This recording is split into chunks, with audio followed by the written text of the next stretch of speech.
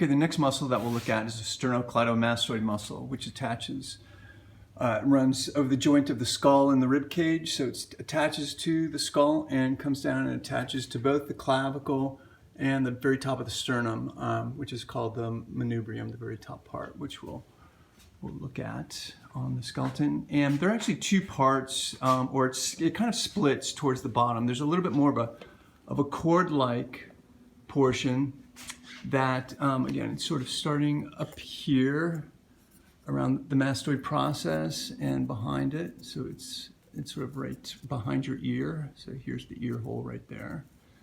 And it's sort of coming forward and it's attaching, the cord-like section is coming down and it's attaching to the top of the manubrium. So it's attaching here. So this is the sternal part of the sternocleidomastoid. So mastoid is up there, the sterno part is here, and then the cleido or the clavicle is here. So it sort of separates down here. There's a little bit more of a, so again, the sternal head or the sternal portion is a little bit more cord-like, and then there's a little bit more of a strap-like separation that comes down and attaches to the medial third of the clavicle in here. Okay, so again, it's coming, and the angle is forward. And as you'll see on the drawing, it does a lot to sort of fill out the shape of the neck. There's another muscle behind that we'll look at that will sort of complete the neck in terms of its outline or its silhouette. So here's the more cord-like muscle, sort of the fuller portion. And when you see the head from the side, that's really like a cord coming down. It's sort of bypassing the inside of the clavicle and it's attaching to the manubrium. And then here's that more of a strap-like portion that's coming and attaching to the medial third of the clavicle. Okay, so we see it from the side here.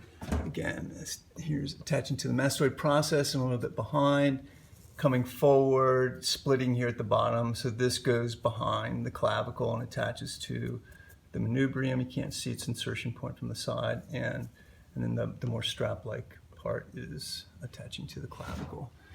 And then from behind, we don't see a lot of it. You'll see a little bit on the outline towards the top of the muscle. The bottom part of the muscle is going to be covered by another muscle from the back. Okay. So the action of the sternocleidomastoid muscle is that it pulls the head forward. It also operates to help tilt the head side to side laterally, and it also, depending on which muscle fibers are activated, it can also twist the head. So it's got a lot of jobs in terms of moving the head or the skull relative to the rib cage. Okay, that's a sternocleidomastoid.